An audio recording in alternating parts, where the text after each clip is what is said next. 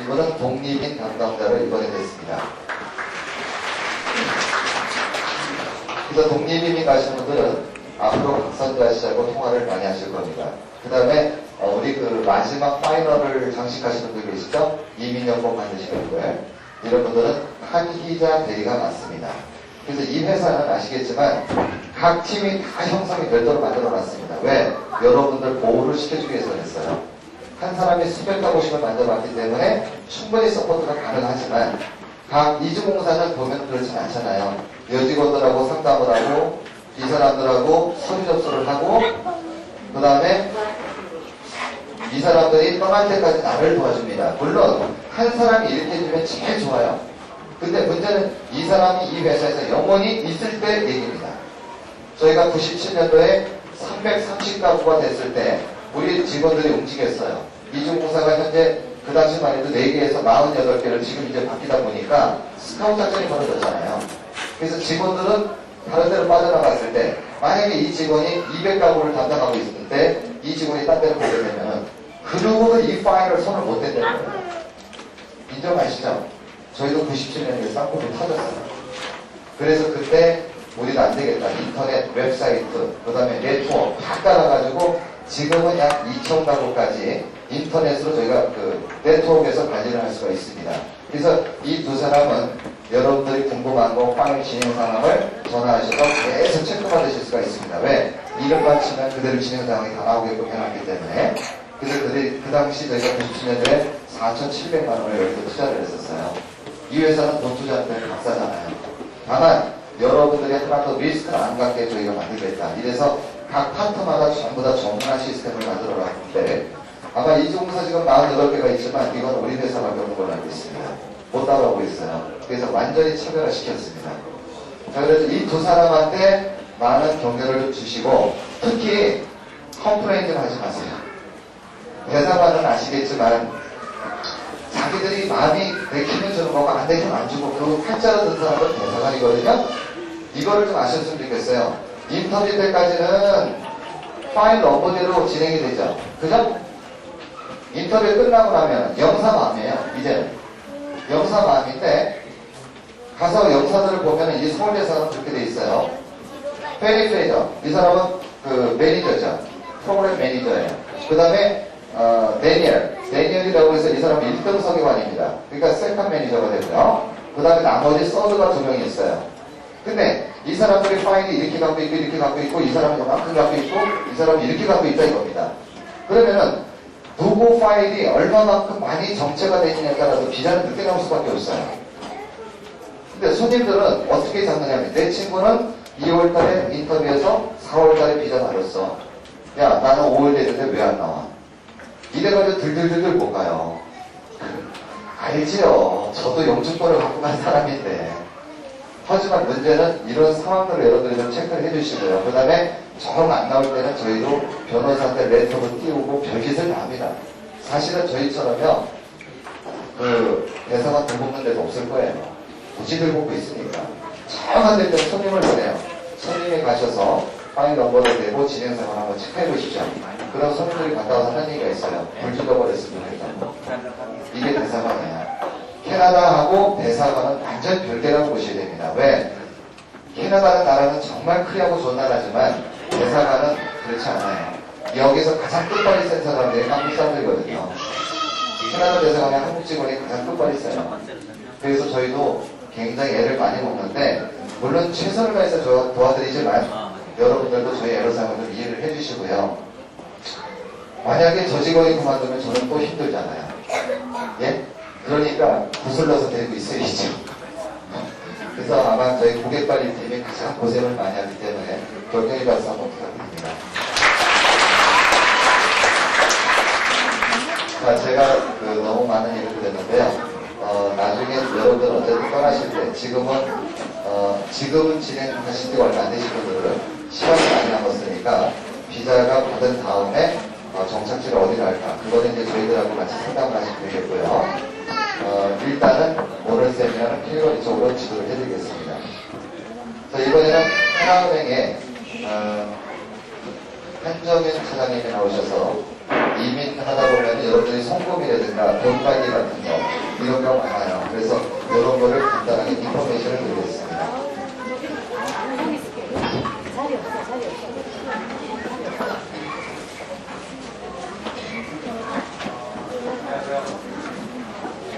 하나은행 월급센터 협박하고 있는 한정 기능입니다. 여러분 만나뵐 수 있는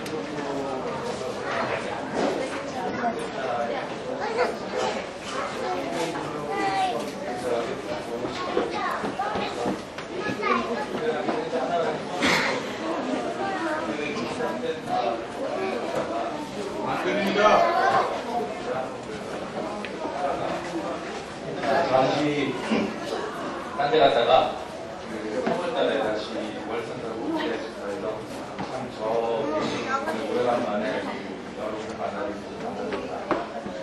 여러분들 요새 그 전부 이과에다 전부 하신 분들이고 계속 계시는 분들이니까 어떤 굉장히 민감하게 반응을 하시는데 오늘 말씀은 저희가 준비한 자료 하시고 보면 그래프가 두 장이 있습니다. 앞에 있는 그래프는 저희가 작년 1월부터 어제까지의 환율 동향을 보여드리고 그 뒷장은 97년 1월부터 약 4년간에 걸친 그 환율 동향을 저희가 넣어놨습니다. 환율 동향 뒷장을 보시면요. 그래프 두 번째 장을 보시면 4년치의 환율 변동이 있는데 맨 위에 이제 환율 변동이 US 달러 대 원화의 환율 변동입니다. 보시면은 그 98년 2월에 보시면 말부터 환율이 굉장히 많이 올랐습니다. 이거가 여러분 다 기억하시지만 IMF 상태가 터지면서 환율이 2,000원부터가 많이 올라가지고 그 당시부터 시작해서 조금 내려왔다가 그 올해 상반기 들어서 갑자기 급등을 하고 있습니다. 그래서 이렇게 그게 원화가 1,340원으로 끝났다가 어저께는 갑자기 20일 올라서 1,360원이 올랐습니다. 어제 아침 저기 저녁부터 1,350원을 4,000원까지 이식을 표명을 했는데 그래서 어제 오전 중에는 별 영향을 못 미치다가 어제 오후부터 갑자기 정부의 대입 의지와 실현성에 대해서 의문을 가지는 분들이 많아졌고 갑자기 오후에 20원이 올라버렸어요. 1,360원. 가운데 있는 그래프는 캐나다 달러, US 달러의 중입니다.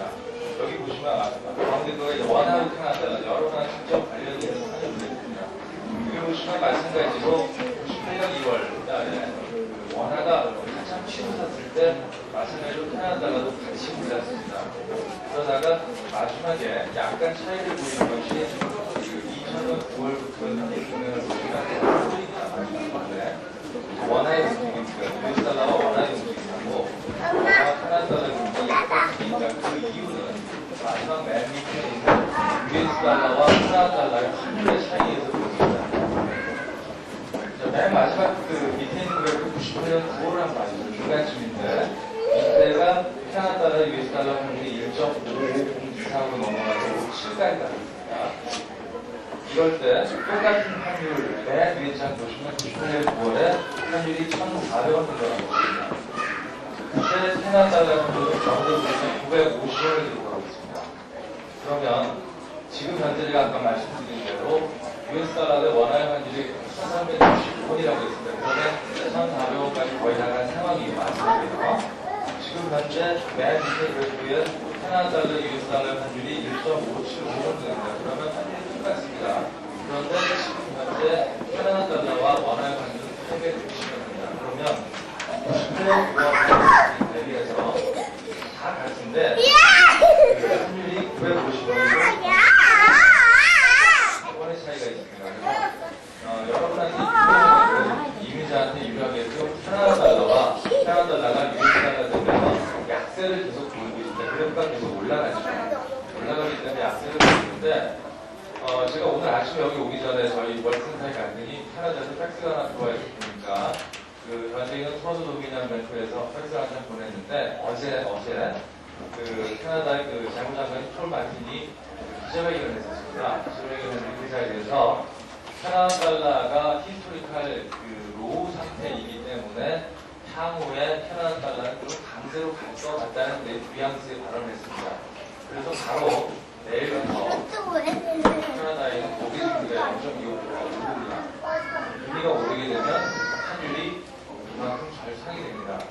그럼 여러분한테는 조금 더 안 좋아지겠죠. 맨 위에 보시면은 지금 뭐 어저께 신문에 계속 났지만 US 달러도 원하는 1350원에서 어느 정도 진정이 될 거라고 했는데 그 말이 나오기 전부터 어제 1365원 끝났습니다. 이미 1400원까지 갈 수 있다는 예측이 나오고 있고 좀 더 많이 본다면 1400원 한 20원 정도까지 올라갈 가능성이 있습니다. 아주 단기간에요. 그런데 제가 조금 전에 말씀드렸지만 캐나다 달러가 그래도 원화 대비해서 860원까지 할 수 있었던 것은 캐나다 달러가 US 달러 대비 약세였기 때문에 가능했는데 그 전망이 캐나다 달러가 올려지고 강세로 돌아가면 원화도 달러 대비 오르고 캐나다 달러도 US 달러 대비 강세로 가면 당분간 900원 이상을 드실 수 있을 것 같습니다. 그래서 최근에 저희한테 우리 손님들한테 저희가 안내하기를 그 박사님도 얘기했지만 이미 당장 들어가시면서 필요한 부분은 가격 좀 빨리 바꾸시고 나머지 부분은 하반기까지 보라고 저희는 어드바이스 해드립니다. 195년 부분가 생각보다 말씀드렸지만 환율에 대한 결정을 본인이 스스로 하셔야 됩니다. 아무도 말씀하시면 아무도 여러분의 선택에 대해서 진행해 주십니다. 다음 말씀드릴 수 있는 것은 여러분 지금부터라도 아직 먹었다고 생각하시지만 지금부터라도 환율에 대한 관심을 가지고 계십니다. 그래서 내가 갈 때 또는 내가 지금 생각했을 때 환율이 얼마짜리 되는 부분이 생기셔야 됩니다. 왜 그런가니 올해부터 바뀐 외환가격을 따라서 이민 가신 분들한테 굉장히 유리하게 바뀌었는데 그 중에 하나가 과거의 거주자의 외화 예금 한도가 정해져 있었습니다. 연 8년의 한도가 정해져 있었는데 올해 2월달에 바뀐 외환가격에 따라서 거주자, 여러분들이 이민 가기 전이시니까 거주자입니다. 거주자의 외화예금 한도가 없어졌습니다. 이건 무슨 말이냐면 앞으로 1년 있다가 이민을 가시고자 하는데 지금 내가 생각했을 때 환율이 괜찮다고 하면은 지금 상태에서 외화로 바꿔놓으셔도 된다는 얘기예요. 외화로 바꾸셔서 외화 정기예금을 들어놓으시면은 지금 현재 원화 정기예금비가 1년짜리가 한 예를 들어 6.5% 갑니다. 외화 정기예금이 4 내지 4.5%를 줍니다. 그러면 금리는 2% 차이지만 환 리스크는 없어진다는 얘기예요. 여러분 원하는 환율에. 그리고 그 다음에 나중에 비자 받으시고 이주수급 다 하신다면 송금을 바꿔놓으신 외화를 가지고 할 수가 있습니다. 이것이 가장 크게 바뀐 외환가격의 내용이고 그래서 여러분이 지금부터라도 환율에 관심을 가지고 계시는 얘기고 그래서 여러분은 지금부터 이민 가기 위한 은행 거래를 하셔야 된다는 얘기입니다. 앞장을 보시면 최근에 2000년 1월이니까 작년부터 최근을 보시면 보시는데요. 맨 위에 그래프가 마찬가지로 USR한테 원화에 들어있습니다. 여기 보시면 쭉 그냥 평행선을 유지를 하다가 1150원대로 유지를 하다가 작년 말 2000년 12월부터 조금씩 움직임이 이상하더니 2000년 1월에 1300원에 한번 갔었습니다. 기억하시던 분입니다. 1300원 갔다가 좀 내려왔었어요. 다시 1200원까지 1250원까지 내려왔다가 최근에 굉장히 그래프가 가파르게 움직입니다. 급등을 하고 있습니다. 가운데 캐나다 달러를 보시면 맨 밑에 보시면 US 달러 대 캐나다 달러의 환산율이 2000년 11월에 꼭대기까지였습니다. 여기서 꼭대기는 1달러를 주면 캐나다 달러가 1.550을 준다는 얘기입니다. 그러니까 캐나다 달러가 약하다는 얘기죠. 그러다가 강세로 다시 돌아섰습니다. 그리고 강세에 돌아선 시점이 2000년 1월인데 2000년 1월에 원화를 보시면 그때가 1300원이었습니다. 그리고 강세 보일 때 캐나다 달러 중간에 보시면 얼마나 되냐면 이때 이미 850원 가까이 870원 가까이 갔었습니다. 제가 아까 말씀드렸지만 지금 현재 캐나다 달러가 860원 정도 됩니다. 그래서 올해 1월 달에 가격하고 똑같다는 얘기예요. 근데 위에 보시면 알겠지만 그때 원화가 1300원이었습니다. 1300원이었을 때 캐나다 달러는 똑같았습니다. 그러면 65년이나 지금 올랐는데도 캐나다 달러가 왜 똑같냐? 그 그만큼 US 달러 대비해서 캐나다 달러가 약세로 내려섰기 때문에 그런데 캐나다가 이렇게 강세로 한다고 했습니다. 8일 이상이 많이 나오고 있는데 그래서 여러분 굉장히 불리한 영향을 한국에 대해서 이렇게 말씀해 주시거든요. 외환가지법 말씀해 주셨는데 외환가지법이 여러분한테 유리하게 바꾼 게 또 몇 가지가 있습니다. 첫째는 이주비, 해외 이주비의 금액 한도가 없어졌습니다. 작년까지만 해도 세대 40만 불, 세대원 20만 불, 투자금 20만 불에서 투자 이민을 가시는 분들이 US 달러 기준으로 맥시멈 가져갈 수 있는 US 달러 150만 불이었습니다. 그런데 올해부터 여러분의 재산이라는 걸 증명할 수만 있다면 금액에는 제한이 없어졌습니다. 그러나 기간 제한이 있습니다. 그거는 지금도 남아있는데 해외 이주 신고 발급일로부터 3년까지만 유효합니다. 그런데 여기에 빠져나갈 구멍이 또 하나 생겼습니다. 과거에는 부동산이든 현금이든 마찬가지로 다 한꺼번에 해외 이주비로 들어갔었는데 지금은 여러분들이 부동산에 가지고 계시고 그러니까 그 이민 수속이 아니고 은행에 와서 해외 이주 지급 신고를 하는 시점에서 이미 부동산을 보유하고 계신 부분은 언제가 됐든 팔아서 이주비와는 별도로 부동산 매각 자금으로 반환할 수가 있습니다. 과거에는 시민권자에만 허용됐던 것이 지금은 풀려서 영주권자한테 다 허용이 됩니다. 이렇게 쉽게 얘기해서 3년 이내에 내가 전 재산을 가져갈 이유가 별로 없다고 생각하시는 분들은 부동산으로 가지고 계신 분은 지금 갈 때 안 하셔도 된다는 얘기죠. 가격도 안 가져갈 필요도 없다고 생각하시면 부동산을 계속 가지고 계시다가 필요하실 때 매각해서 이주비하고 별도로 세무서 가면은 부동산 매각자금 확인 신청서를 떼어줍니다. 그거 가지고 은행에 오시면 그 용도로 현금을 가져갈 수 있습니다. 또 하나 바뀐 과거에는 이미 해외 이주비를 반출을 이제 캐나다로 선물을 하셨다가 국내로 돈이 들어온 상태에서 원화를 바꾸면 못까지 갔어요. 단 한 달씩이요. 증권 투자, 결제하고 끝까지 가셨는데 지금은 그 제한이 다 풀려버렸어요. 그래서 캐나다 달러 내가 10만 불을 보냈다가 5만 불 주고 5만 불을 남아서 광고를 해서 송금을 해가지고 원화를 바꿔서 예금을 하셔도 원리금이 다 나갈 수 있습니다. 국내 부동산을 투자하셔도 다 나갈 수 있습니다. 그런데 한 가지 주의할 점은 예를 들어 제가 재산이 10억이 있다가 8억을 가지고 이주비를 지급신고하고 2억은 남겨두고 있다가 2억으로 이민하고 난 다음에 그걸 부동산을 샀어요. 그러면 그 돈은 부동산 매각자로 합니다. 부동산을 가지고 있는 시점 자체가 여러분 이민 가시기 그 시점에 이미 풀어서 우리 부동산을 가지고 있어요. 그런데 제가 이렇게 말씀드린 것처럼 외환가족을 다 풀렸는데 그 법규는 뭐가 강화되냐면 자금을 확인되는 이건 이제 여러분한테 아시겠지만 내 재산임을 입증만 하면 다 가져가기 때문에 세무서에서 그만큼 여러분들에 대한 재산이 맞는지를 확인을 합니다. 그래서 당장 저희한테 굉장히 곤란한 은행 예금 통장에 10억 그리고 예금 해가지고 은행 통장에 10억짜리 잔고 중간 뛰어가지고 들어가시면 하나도 못 받습니다. 그 10억이 어떻게 해서 형성이 되는지 입증을 해야 됩니다. 예를 들어 여러분들 어디 근무를 하셨으면 그동안 받아놓으신 원청분이 없고요.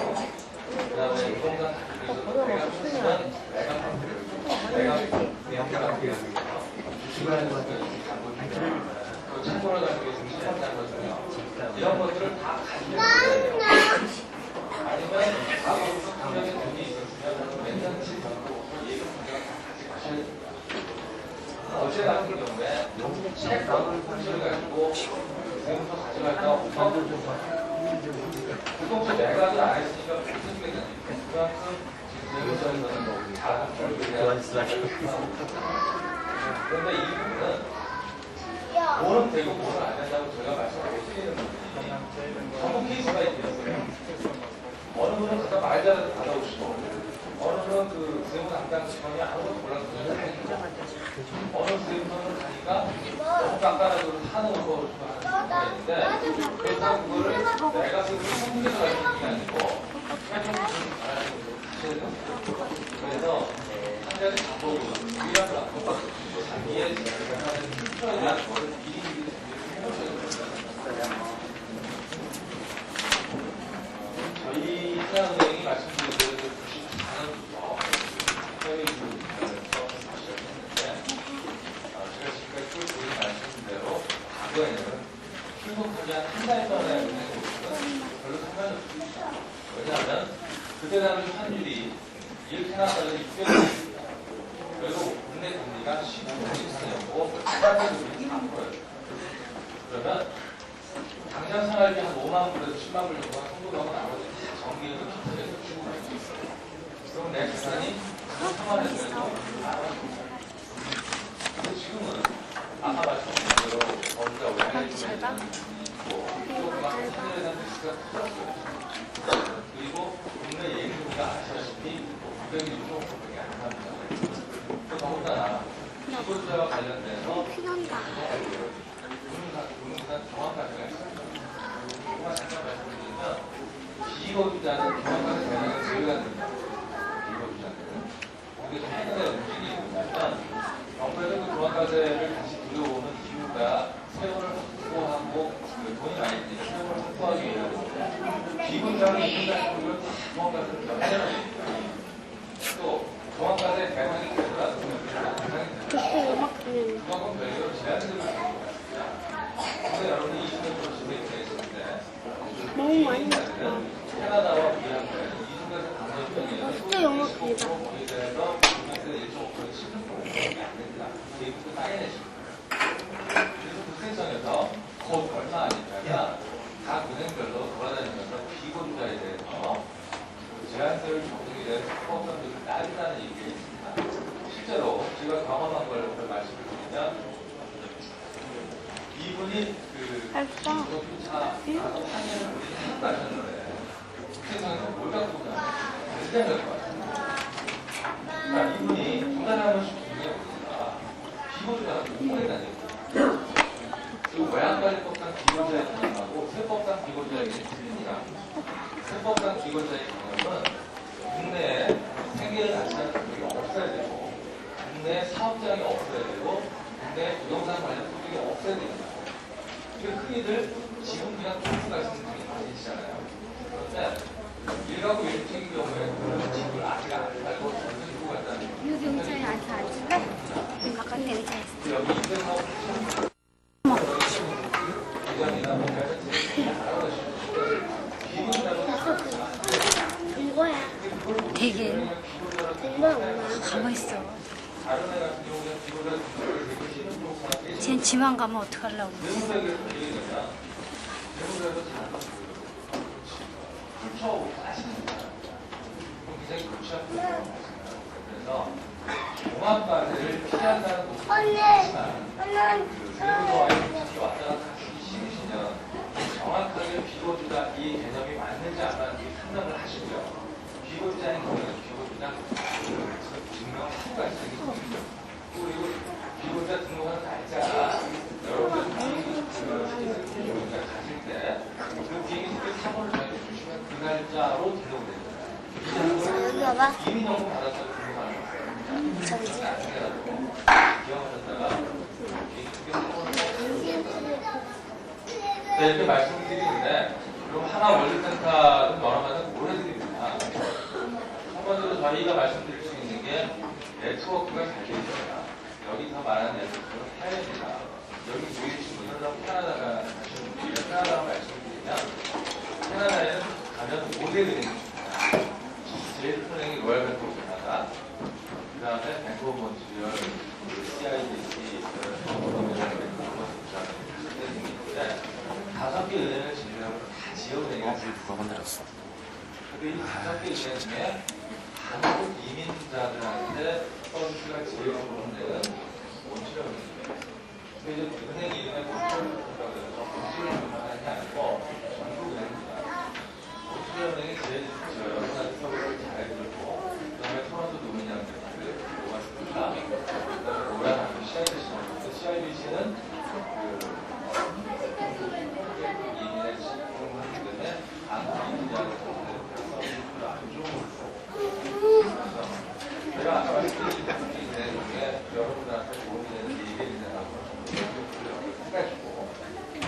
캐나다 가서 어카운트 쓰시는 게 아니라 하나의 월센터에서 그 밴쿠버 월스트리트 통합은행에 계좌를 드립니다. 그래서 왜 가능하냐면 그 은행들이 저희한테 어카운트 쓰시고 있습니다. 그리고 저희 월센터에 상식으로 이해할 수 있지만 그 은행에 계좌를 다른 은행한테 주는 방법입니다. 왜냐하면 그 은행 계좌를 하나 아니면 전할 수 있는 통장을 납니다. 굉장히 위험스러운 작업이거든요. 저희한테 여러분은 월세대 오시면 하나를 쓰는 어카운트 머리 염색을 왜 이렇게 하셨어요? 하지마. 네? 아, 안녕하세요. 나 처음에 예. 지사장님이 오셨다 이야기한 줄 알았어. 아. 한번 볼까? 아니야. 세상에. 나이가 막 들어 보이지. 아, 그래요? 네. 노랑머리가 훨씬 있어. 노랑머리가 나요? 두 번째는 저희가 지금 중앙의 월센터가 있고 강남에 작년 3월에 월센터 강남 월센터 남북의 월센터에 근무하는 책임자가 전부 이민 원부가 4년 이상 있습니다. 우리 저기 지금 기회실에 앉는 미국에서도 이민 원부가 4년 이상 있습니다. 저희가 총 10명인데 전부 다 2년 이상씩 여러분은 어떤 경우에 대해서 그리고 하나님 이민을 가시면 아까 박사님께서 설명을 하실 때 여기 이제 중고등부 남편분이 국내에 계시면서 왔다 갔다 시장을 가지고 하는데 사실 그 국내 여러분들이 만약에 아빠들 같은 경우 여기서 계속 직장을 다니시면 이주기하고 관계없이 비거주자가 국내에서 발생하는 소득은 별도 명목으로 소득이 가능합니다. 그런데 이거를 처음에 이민자들한테 적용하기 저희 6년부터 적용을 해서 다양한 분들이 이거를 이용하기 전에 부동산 임대소득도 이것이 임차보증은 아직 한국은행 신고를 들어가 있지 않고 월세 같은 경우는 그것이 제도에 특별을 가지신 분들은 월세 같은 경우와 가지고 있으면 소득에서 제국되고 나서 나머지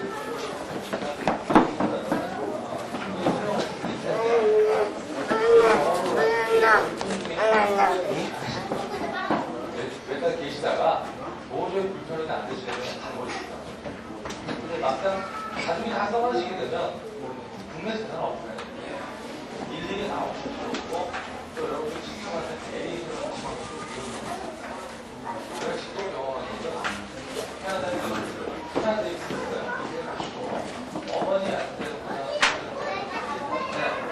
그날 아침 전화를 받았는데 경기를 맡겨야 되니까 그래서 선물을 안 보내달라. 어머니가 오셨어요. 여자분을 같이 들고 있는데 그 자리에서 바로 불러하는 게 맡기는 분들과 반만 보내고 같이 일하는 거예요. 그래서 전화를 했어요. 그분 통화하시는데 동생분이가 어머니가 얘가 당장 돈이 없으니까 나를 듣고 나는 내가 알아서 주겠다. 어머니와 다시 가도 동생이 있는 거예요. 그래서 저희가 90년 이후로는 애인제가 저희가 책임을 질 수 있어요. 그래서 가시기 전에 팩스로 보내는 약정서를 써있습니다. 거기에는 통장 통장이 아니고 사인을 하시고 암호까지 만들어서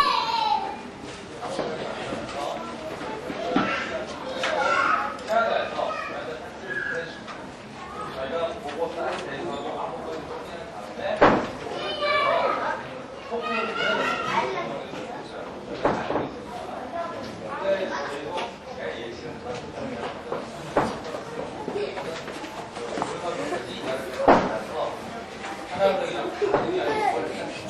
야, 저 애기 나오는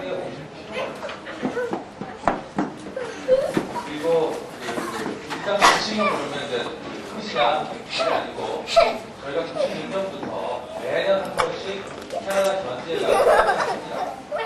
그래서 저희 고객들에서 만나 뵙고 또 저희는 안 가신 분들이라서 다 저희가 한번 뵙고 그동안에 벌어졌던 국내 상황, 국내 경제 동향, 국내 금리 동향, 환율 동향까지 다 말씀을 드립니다. 그리고 가시면 저희한테 팩스로 하나 알려주시면 한 달에 한 번씩 분석 그냥 써보세요. 그런 사원에서 하고 있습니다. 아까 말씀을 박사님이 하셨는데 나머지 얘기는 저희가 준비한 자료를 아시고 제가 말씀드린 모든 게 있으니까 이거는 전부 다 개별 상담을 하셔야 돼요. 다 재산 분석이 틀리고 가서 하시는 일이 있으면 다른 당연히 되기 때문에 일일이 개별 상담을 하셔야 됩니다. 그래서 저희가 지금 생각을 하고 수업을 만들고 있는데 각 남이던 여러분 가까운 데 오셔서 상담을 하시고 아까 보면 말씀하신 신세계가 국내 이동이라는 게 제일 많은 거는 확실합니다. 제가 하나은행 월세가에 대해서 말씀을 잠깐 한 1분만 드리면 아까 말씀드렸듯이 안영도 좀더 자세한 거는 저희를 공방에서 많이 하고 있어요. 그래서 저희가 그동안 국내에서 여러분한테 여러 가지 준비하시는 분들한테는 저희가 오늘까지 세미나는 월순위 들어가서 저희가 만드는 브로셔를 정보지를 드리는데 지금은 많이 드립니다. 왜냐하면 저희가 만드는 거면 모든 사람들 다 나가야 돼요. 그렇기 때문에 신세계하고 마찬가지로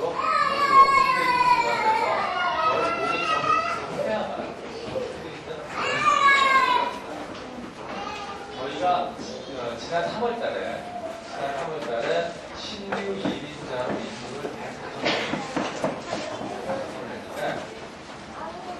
제가 추천한 절반 이상의 고객들이 저희가 오시는 것 같아요. 근데 여러분들께서 이렇게 많이 찾아주시는 이유는 여러분들 신세계가 성출량이 제1위야 그것도 신세계를 시작하고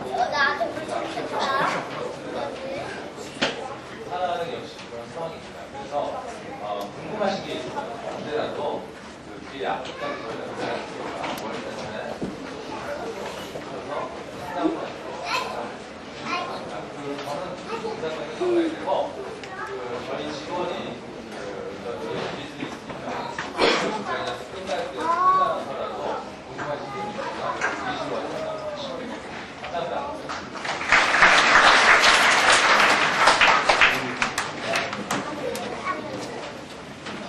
지금 은행에 대한 여러 가지 인포메이션을 많이 드렸는데요.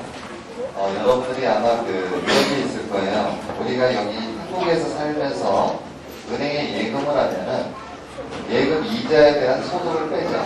그죠? 16%인가가 아마 빠질 거예요. 세금으로 나가는데 이민자는 면세입니다. 그래서 이민자는 예를 들어서 1년에 6%를 준다면 6% 소득이 다 내 인컴이 들어올 수 있어요. 그래서 요즘에 여러분들이 영주권을 가지고서 여러 가지 특혜가 상당히 많이 나오고 있습니다. 그 다음에 더욱더 감사한 거는 저희 회사가 98년도에 우리나라 정부 측하고 재외동포법을 만들었죠. 아세요? 제 세미나 들어보신 걸 다 들어보셨죠? 이 재외동포법은 시민권자들이 한국에 와서 거주할 수 있는 기간이 불과 3개월에서 2년으로 바뀌었습니다. 그 다음에 우리 한국에 있는 모든 부동산을 시민권을 받음으로써 1년 안에 재산 정리를 해야 되는데 지금은 재산 정리를 하지 않고 내가 가지고 있는 재산을 영원히 소유할 수 있고 매매도 할 수 있고 매입도 할 수 있습니다. 그 다음에 시민권자가 여기 한국에 들어오면 일단은 외환관리나 외환이나 금융의 모든 투자를 다 금지가 돼 있었어요. 근데 그게 다 오픈돼 있고 그 다음에 이제 90일 이상 시민권자가 한국에 와서 살게 되면 정부에서 의료보험 카드를 지급을 합니다. 그 다음에 이제 여기 연금 수요자들 계시죠? 20년 이상 장기 근속자들. 연금 수요자는 캐나다에서 시민권을 받아도 캐나다에서 사는 동안까지 영원히 매달 연금을 지급을 여기 정부로부터 받을 수가 있습니다. 그래서 이 재외동포법을 98년도에 국민회의하고 작업을 해서 저희 회사는 대대적으로 이 작업을 끝냈습니다. 그래서 99년 12월 3일날 국회를 통과를 시켜가지고 일단은 저희 회사가 그거 하나 제대로 만들어놨습니다. 그리고 참 감사한 거는 저희 직원이 저는 여직원하고 저하고 둘이 시작을 해서 여기까지 왔잖아요. 지금 직원이 21명이 됐습니다. 엄청 많아졌죠?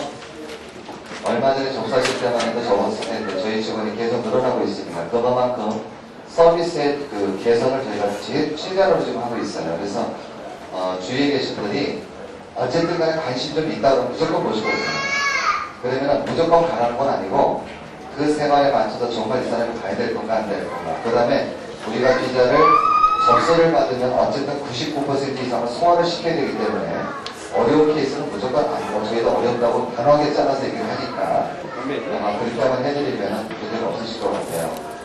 이번에는 그 선박회사에서 나오셔가지고 이사짐에 대한 간단한 인포메이션을 드릴 겁니다. 이 친구는 저하고 36년 된 친구예요. 그래서 여러분들이 꼭 아셔야 될 것 중에 하나가 있어요. 모든 이주공사가 선박회사하고 거래를 하는데 선박회사는 이사짐의 10%는 이주공사 할당량입니다. 커미션을 받아요. 하지만 신세계이주공사는 커미션이 전혀 없습니다. 저희 회사는 노커미션이에요. 그리고 여러분들이 현재 나가서 차를 사느라고 저희 회사는 절대 커미션 안 받습니다. 전부 손님한테 보여드리고 그걸 빼주는 방법을 지금 작업을 합니다.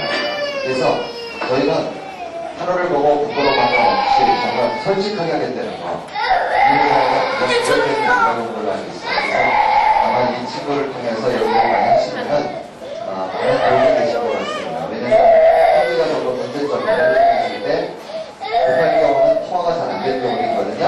이럴 때는 저희 회사에 연락 주시면 저희가 바로바로 인포메이션을 주고 현지로 전화를 드려서 문제를 해결을 해드리고 이렇게 해드리면 아마 편하실 것 같습니다. 선박회사의 표준 부강이 간단하게 선박하는 대한 인포메이션 드리겠습니다. 지금 떠나신 분들이 굉장히 많으세요. 아까 손을 안 들어서 그렇죠? 엄청 많으신데 어쨌든 그분들은 빨리 들으셔야 돼요. 아셨죠?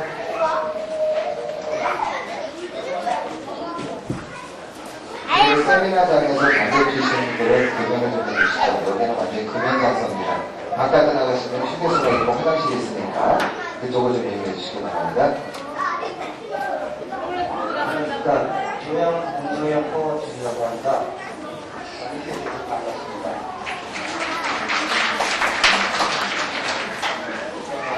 일단 이제 기존 지금 과정에서 간단하게 설명을 보통 기간은 100% 캐리어에 같은 경우 약 25일에서 한 달 정도 잡으십니다.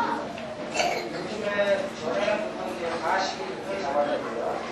손님이 많아지다 보니까 100% 같은 경우는 20일에 도착을 제가 시켜드리고 있습니다. 그러니까 보통 영업장으로 편하는 경우는 약한 달 정도 잡으시면 됩니다. 그런데 보통 이제 끝게가 아니라 한 3시 정도가 들어가요. 근데 손님들이 이제 가장 중요한 경우는 출국 날짜. 이게 가끔가다 변경되시는 분들이 많으시거든요. 왜냐면 컨테이너 하나에 3집이 들어가는데 그 중에 한 집만 안 들어오셔서 직원이 아무도 못 찾습니다. 근데 그 짐을 못 찾는 과정에서 출국 날짜를 저희한테만 이렇게 말씀을 해주시면 제일 먼저 들어가시는 분이 공항에 신고만 해주시면 그건 충분히 아무 이상이 없습니다. 근데 손님이 다 가보라고 말씀을 뒤에 갑자기 하늘에서 요번에 그거 제가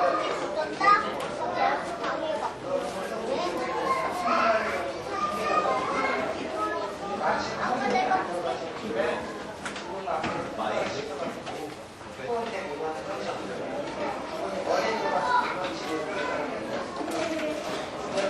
출국 날짜가 가장 중요합니다. 그리고 이제 보통 요즘에는 시점적이고요. 이미 바쁘다 보니까 결국은 나가려고 지금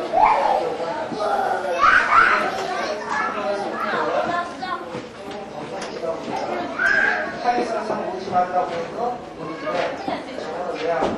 근데 저는 타기사 직원들하고 조금 크게 일을 하고 있습니다. 하루에 한 번 이상은 절대 작업을 안 합니다. 그리고 제가 현장에서 끝날 때까지 직접 관리하고 철수하고 그 다음에 견적을 합니다. 그러니까 밤에 외에는 시간이 없어요. 그래서 실질적으로 작업을 해달래도 못하는 경우가 많습니다. 이거는 일이 많아서가 아니고 제가 할 수 있는 양만큼만 하기 때문에 이거는 조금 이해해 주십시오. 왜냐하면 이 소리를 제가 이제 많이 듣거든요. 그리고 이제 이제 집에서 물건을 드실 때요. 특별히 어느 집 가면은 물건을 많이 사시는 경우가 있어요. 근데 그때 물건을 사실 필요는 없습니다. 그냥 쓰던 물건 어느 정도만 갖고 가시고, 만약에 사신다고 그러면 침대 종류만 여기서 구입해주시면 됩니다. 그리고 간혹 보시면 뭐 냉장고, 세탁기 이런 걸 갖고 가시는데요. 특별하지 않는 한은 그 가전제품 오래된 거는 여기서 갖고 가시는 게 좋습니다. 이쪽이 많이 싸요. 그리고 이제 원목으로 된 종류요. 예를 들어서 책꽂이나 책상 같은 거 여기서 갖고 가시는 게 좋습니다. 그래서 저희가 이제 포장을 할 때요. 가구가 많은 집이 부피가 적게 나옵니다. 그걸 보면은 크게와 제한 없이 저희는 부피 견적을 나와요. 그래서 그 빈 가구 사이에 얼마큼 장식을 채우냐에 따라서 부피 차이가 많이 납니다. 대강 포장할 때하고 꼼꼼히 할 때하고 50에서 100만 원까지 차이가 납니다. 그런 것 때문에 제가 설명드리면서 부피를 챙겨드리고요. 그리고 이제 직접 인도를 하시는 분은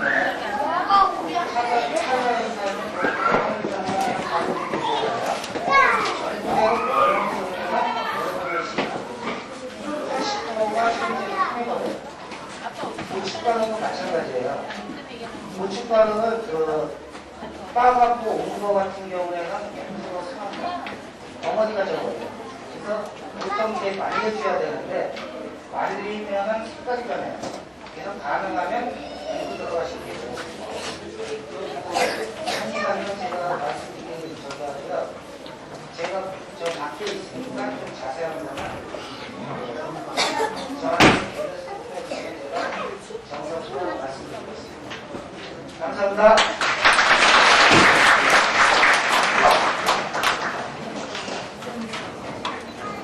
제가 옛날에 그 이주봉사를 하기 전에 여행사를 했었고, 그 전에 제가 선박회사를 갖고 있었잖아요.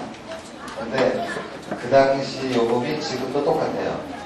회사가 많아지고 경쟁이 치열하다 보니까 금액은 똑같아요. 그리고 더 중요하게 여기실 게 뭐냐면은, 저도 저희 직원을 46명을 데리고 제가 회사를 운영을 했었는데, 이 선박화물은 회사도 중요하지만 더 중요한 게 개인입니다. 왜냐면은 이 선박회사는 거의 대부분이 프리랜서예요.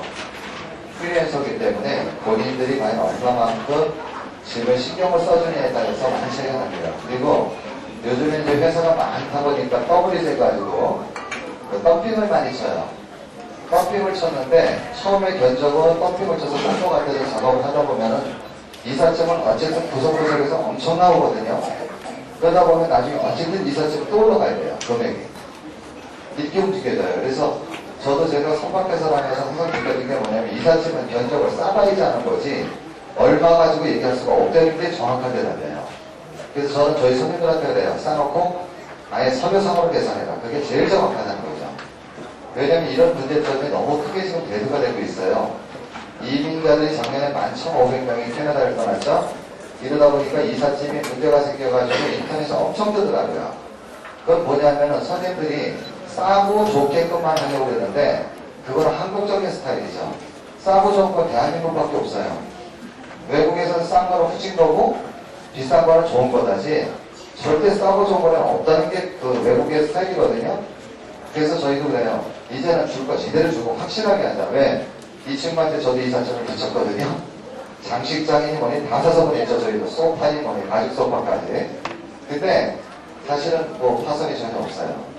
그래서 인터넷에 올라가면은 허준이 되는 사람이 제일 많이 나옵니다. 이름 안 잊어버리시겠죠? 저하고 초등학교 3학년 때부터 친구인데 전 때문에 선박회사 들어왔어요. 제가 옛날에 선박회사 할 때. 그래서 저는 그래요. 완벽하게만 하자. 가격이 비싸고 싸고 그거는 짐에 따라서 나오는 거고 어쨌든 생명력이 기르려면은 이 나라는 너무 편법을 쓰고 쉽게 설명하는 사람이 많으니까 원칙만 하자는 게 제주의예요. 이러다 보니까 저 친구도 이제는 아주 선박업계에서는 별이 됐어요, 지금. 어쨌든 여러분들이 저는 그래요. 물론 싸고 좋게 가면 좋겠지만 가서 더 리스크가 발생했을 때 그 담당자를 전화해서 찾을 수가 없는 경우가 많이 있습니다. 이 선박회사 직원은 많이 움직여요. 제가 일단 해봤으니까 너무 잘 알죠. 그래서 어쨌든 우리 회사는요, 완벽한 거 아니면 안 하겠다는 거예요. 아시겠죠? 이제 모든 게 거의 다 끝났네요. 거의 다 끝나고 지금부터는 우리 캘거리 지사장님 나오셔서 정말 그 아름다운 캘거리, 저는 아마 제가 이종사를 안 하고 이민을 완전히 다 정리하고 들어갈 때면은 저는 캘거리로 갔을 겁니다. 왜냐면은 캘거리는 갈 때마다 너무 아름다워요. 제가 밴쿠버 살면서 캘거리 벌써 2번을 갔다 왔거든요. 작년 7월하고 9월달하고 갈 때마다 그 아름다움의 극치는 정말 대단하죠. 그리고 비즈니스 가격도 다른 데 비해서 오르지도 않았고 별로. 그 다음에 역시 생활비 저렴하고, 여러분들이 생활비 저렴하다는 거 이걸 아셔야 돼요. 그만큼 많이 안 벌고 많이 안 뛰어도 살 수 있다는 개념입니다. 근데 많은 사람들이 생각이 다른 게 뭐냐면은 많이 벌어야 된다. 생활비가 굉장히 비싸. 그러면은 생활비 비싸다는 개념만 같지 얼마만큼 일을 더 많이 해야 된다는 생각을 안 하고 계시다는 거예요. 아시겠어요? 그래서 캘거리 장점은 주정부에서 가장 그 정보 서포트, 복지 제도가 잘 돼 있고, 그 다음에 그 적당하게 살아도 살아가는데 큰 무리가 없다. 왜? 생활비가 저렴하게 들어가기 때문에. 이게 장점입니다. 그래서 앞으로 서부 쪽에서는 밴쿠버보다도 캘거리가 더 커질 것 같아요. 왜냐면은 120개 대기업체가 지금 몰려들어와 있고 계속 대기업이 들어가고 있습니다. 지금 캘거리로. 그래서 아마 캘거리의 비전은 대단하지 않겠느냐 이렇게 봅니다. 다만 제가 걱정 안 하는 거는 28년이라던 우리 지사장님이 뭐 그 동네는 완전히 완발가닥이니까 여러분들 걱정 전혀 안 하셔도 될 것 같아요. 믿고 제가 보내드립니다. 자, 이번에 캘거리 지사장님 최현식 씨를 소개합니다.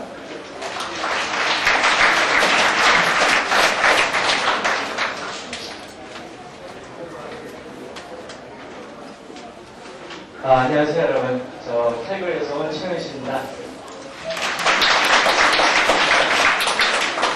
지금 저 신세계에 지금 현재 그 지사를 맡고 있고요. 지금 4년째 됐습니다. 지금 하고 있는 그 포럼은 그 부동산, 그 중개인, 그 에이전트를 지금 10년째 지금 하고 있고요. 여러분들 이민자들을 이제 같이 이렇게 정착 서비스나 이런 거 한 지는 11년 정도 지금 비슷하게 따라서 90년도서부터 90년대에 시작했어요. 웬만한 캘거리에서 이제 그 10년 됐다 그러면 좀 많이 제가 이제 도와주신 분들이 많이 있습니다. 근데 요즘에 이제 이러한 그 정착 이렇게 안내하는 사람들도 많이 있고 교회에서도 이렇게 뭐 하는 사람들도 있고요. 그래서 좀 많이 얘기하는데 요즘에는 캘거리만 저도 모르는 사람이 상당히 많이 들어옵니다.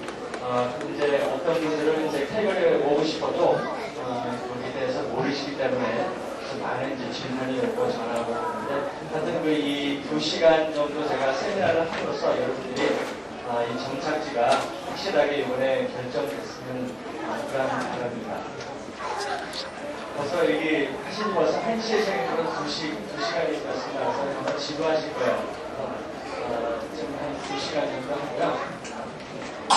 제가 저희 신부님이 계십니다. 이번에 이제 이민하고 이제 틀린 건데, 그 신부님이 항상 강론을 하시기 전에 좀 사람들이 여름에 지루하고 이렇게 하면은 농담을 먼저 하세요. 약간 분위기를 좀 살리려고 해서 저도 농담하니까 아무도 못 들으셨을 거예요. 그래서 잘 들으시고 나중에 써보십시오. 이 가게에 앵무새 파는, 그러니까 애완용 파는 가게가 있습니다. 가게가 있는데 거기에서 앵무새가 있는데 나를 기가 막히게 잘하는 앵무새가 있어요. 그래서 쇼윈도에다 이렇게 딱 지면을 해놓고 가게 앞에다 해놓고 있는데 앵무새가 이제 한번 거기서 세상에서 놀고 있는데 어느 아줌마가 한 분이 딱 지나갔어요. 지나가는데 앵무새가 깜짝 놀라는 거예요. 그 아줌마를 얼굴 보니까 앵무새가 보니 아줌마 그러는 거예요. 앵무새가. 아줌마가 깜짝 놀라서 누가 부르려고 딱 앵무새가 자기를 부르는 거예요. 그래서 아니, 우리 새가 왜 나를 부를까? 하니까 아줌마가 너무 못생겼어요. 아줌마 되게 못생겼어. 그래요. 그래가지고 깜짝 놀라가지고 어머머 했어요. 다음날 좀 하니까 아줌마 못생겼어. 그러는 거예요. 생각날 때마다 하루는 되게 화가 나가지고 이 아줌마가 앵무새 주인을 찾아왔습니다. 당시에 한 번만 더 잘생긴 앵무새가 나한테 지나갈 때 아줌마 되게 못생겨. 한 번만 더 그 지나가면 뭐라 그럽니까? 네 명예 훼손죄를 보니까 고소를 해버리겠다. 그래서 진짜 죄송합니다. 이렇게 앵무새 그 주인의 앵무새를 제발 앵무새가 그런 말 그 아줌마처럼 절대 그만하지 말라면서 아주 신신당부해서 앵무새가 안 하겠다고 다시 또 약속을 했습니다. 근데 그 다음날 또 아줌마가 지나간 거예요. 근데 앵무새가 도저히 말을 안 하고는 못 빼기거든요. 그래서 아줌마 그랬어요. 아줌마가 싹 쳐다봤어요. 이거 이 새끼가 한 번만 더 얘기하면 말하고 기다렸다는 짓을 하는데 알죠?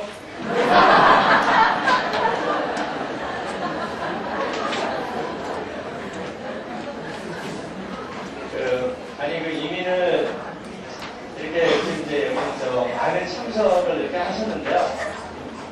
오늘 저 신모 4월 신모 일본으로 신모도 가시는데 아마 못 가신 분들도 계실 겁니다. 저희 그 정착 세미나를 들어서 그 바쁘신 나중에 이렇게 저희 세미나를 들어오신 분은 정말 감사드리고요. 너무 이렇게 이민에 대해서 이렇게 너무 이렇게 긴장하거나 그렇게 하실 필요 없습니다. 그래서 너무 또 쉽게 결정하시면 안 되기 때문에 그래서 제가 하여튼 이 차례의 순서를 제가 이제 말씀드리면 이제 캘리그리 소개, 그 다음에 이제 캘리그리 알버타는 두 도시가 있습니다. 캘리그리하고 에드먼튼 두 도시가 있고요. 거기에 대한 또 이제 캘리그리에 대한 날씨 이렇게 해서 그 다음에 이제 이 지역별로다가 나가서 이제 타운하우스나 아파트 같은 거, 집 매매, 그 다음에 자동차 구입하는 거, 그 다음에 여러분들이 아마 제일 즐겨하신 이런 직장 관계, 자녀들 교육 관계, 학교, 그런 것들입니다. 그리고 물론 이제 이 비즈니스 같은 거, 그런 거 해서 순서를 해서 이렇게 나가겠습니다. 아까 사장님이 이렇게 하신 대로 저희가 소개하는 저는 이제 사실 27년째 됐습니다. 곧 있으면 28년 됐고요. 저는 1974년도에 캐나다라는 이제 이민을 왔습니다. 부모님하고 그때는 가족 초청 이민이었죠. 그때는 한국이 굉장히 저도 중학교 1학년 때 제가 왔기 때문에 굉장히 어렵다는 걸 그때 당시 어린 나이였지만 굉장히 그런 걸 느꼈습니다. 그래서 그때 왔은 우리 아버님이 굉장히 고생을 많이 하셨죠. 어머님도. 그래서 이제 74년도에 이제 와서 거기에서 이제 계속 학교를 중학교, 고등학교, 그 다음에 저는 공대, 알버타에서 제일 웨스턴 캐나다에서 서울 쪽에서 제일 알아주는 문제가 있습니다. 세이프라고 아마 여러분들 인터넷에 들어가 보셔도 있을 거예요. 컴퓨터 일하시는 분들 세이프라는 문제가 여기 학교에 있습니다. 그래서 거기를 나왔다가 일단 80년대에 제 졸업을 했는데 경기가 상당히 안 좋아가지고 제가 거기 직장을 이제 그만두는 일이 있었습니다. 그래서 그 다음부터 이제 일을 하고 이제 지금 현재 부동산을 지금 이렇게 하고 있고요. 제가 처음에 도착했을 때는 했던 해, 74년도에 캘리거리 인구가 50만 명 정도밖에 안 됐습니다. 지금 현재는 90만이 조금 안 되는데 90만이라고 기억을 하시면 되고요. 그러니까 한 2005년 앞으로 한 4년이나 5년 안에는 인구가 캘리거리도 6만이 더 좀 넘을 것 같습니다. 지금 한인 인구는 약 한 5천 정도, 거기에서 조금 아마 더 될 듯 싶은데요. 정확한 숫자는 아직 통계가 지금 아직 안 와서 계속 들어오신 분들이 좀 있습니다. 근데 들어오셔도 토론토처럼 그렇게 많이 오시는 몰라요. 않고, 왜냐하면 캘리거리를 너무 모르시기 때문에 아시는 분들, 누구를 꼭 아는 사람을 통해서 이렇게 한 사람들은 거기를 캘리거리를 많이 쉽게 선택을 하는 사람들도 있고요. 지금 이제 앞으로는 이제 캘리거리가 좀 더 많이 커질 것 같습니다. 여러분들 아직 캘리거리를 꼭 오실 거는 한번 손 한번 들어보시겠어요? 캘리거리로 꼭 가시겠다고 벌써 결정되신 분들. 아직 결정 못 하신 분들이요. 어디로 정착을 할지 결정 못 하신 분들. 예. 그럼 나머지 분 다 토론토 가요? 그거 왜 오셨습니까, 이게? 예, 하여튼 그건 농담이고, 하여튼 아니, 이거 캘리거리는 이제 사실 면적은요, 캐나다에서 두 번째입니다. 평방 720, 그러니까 평방 킬로미터요. 토론토 다음으로 잡힙니다. 인구는 90만인데 상당히 좀 넓은 땅을 가지고 있습니다. 그래서 바로 서부 쪽에는 바로 이 캐나다에서 아주 이 관광지인 명소인 거기 이 로키 마운틴이 있고요. 밴프 국립공원이 있고 바로 1시간 반 떨어진 데는 캘리거리가 있습니다. 거기에서 이제 있고, 그 다음에 에드먼튼이라는 도시는 캘거리에서 북쪽으로 한 3시간 더 갑니다. 그 바로 캘거리가 있고요. 거기는 인구가 약 한 2, 3만 정도 이렇게 되고요. 거기는 근데 그 도시는 좀 장단점이 조금 도시마다 다시지 않은 토론토나 밴쿠버나, 근데 에드먼튼이랑 캘거리 이렇게 보면 거기는 외곽지로다가 한국분들이 많이 장사를 하세요. 이 에드먼튼은.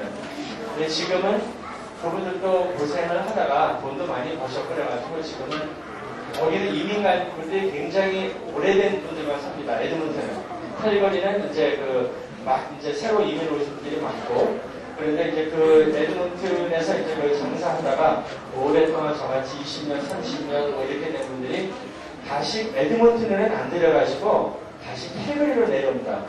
그렇다고 해서 캘거리가 더 살기가 좋다, 나쁘다 뭐 그런 적은 아닌데 사람들이 전부 다 취향에 따라 교실의 선택이 다 틀리기 때문에, 하지만 이제 캘거리하고 에드먼튼은 항상 이 모든 게 경제적인 면, 모든 게 좀 라이벌한 그런 게 있어요. 그래서 우리도 항상 도시에 지지 않으려고 그러는데, 어느 유명한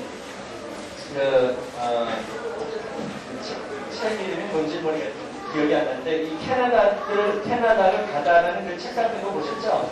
그분도 북미를 다니면서 도시에 대해서 이제 영어로 다 쓴 책이 있습니다. 관광 안내서인데, 아주 이제 토론토, 캘거리를 아주 참 좋게 했어요. 깨끗하고 도시가 맑고 그냥 강이 이렇게 흐르고, 사실 이 캘거리라는 뜻은 스카틀랜드의 원주민 말로요. 그러니까는 평온한 그러니까 아주 뭐라 그래요? 아름다운, 그러니까 이렇게 자연의, 그러니까 농촌 이런 뜻이 되거든요. 캘거리라는 뜻이.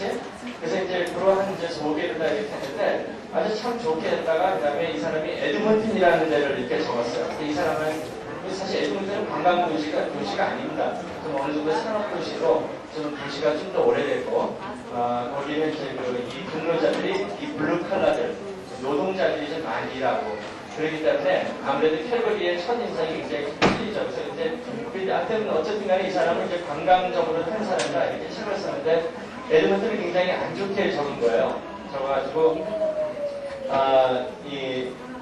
근데 딱 한 가지 에드먼튼이 좋은 게 뭔지 아세요? 캘거리랑 불과 3시간밖에 안 떨어진다는 게 제일 좋은 점이라 이렇게 적어요. 그래서 이제 캘거리 시장이 굉장히 화가 나가지고요. 그 책을 다 모아가지고 불태우는 그런 시위를 한 적도 있습니다. 그래서 이제 한동안 굉장히 그랬는데, 근데 이제 우리는 에드먼튼에서도 캘거리 TV에 보면 이렇게 에드먼튼에 대한 광고가 나옵니다. 그러니까 관광지가 거기서 볼 게 있습니다. 이 북미에서 제일 큰 쇼핑센터, 이 롯데월드 같은 그런 게 있기 때문에 캘거리에서 TV에 광고가 이렇게 나가고 하는데, 캘거리에서도 에드먼튼 TV에다가 광고를 보낼 때가 있어요. 에드먼튼 사람들아 내려와라, 불과 3시간밖에 안 떨어졌다. 그러한 광고로다가 해서 요즘에 그런 것 때문에 굉장히 좀 라이벌 같은 그런 저가 있습니다. 그래서 아직까지는 일단 거기에서 이제 캘거리에 대한 그러한 소개를 했고요. 이제 이 알버타가, 이제 알버타를 먼저 소개를 좀 하겠습니다. 알버타, 여러분들이 많이 아실 거예요. 알버타는 캐나다에서 PST, 그러니까 주세가 없습니다. 캐나다 전체가 전부 다 7% 연방세가 있죠.